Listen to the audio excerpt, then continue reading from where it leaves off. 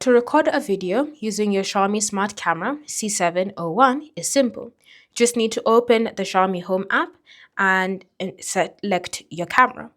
Once you've done that, you're then going to tap on this record icon on this toolbar here.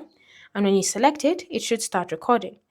You may be asked to give permission such as access to the camera app and all sorts of things, as well as permission to record audio. So go ahead and do so, and then it should be able to start recording. So you can see here it's currently recording, and if you wish to stop it, you're just going to tap on the stop recording icon like so, and it will stop recording. You can view it as a preview from here, and then you can choose to share it.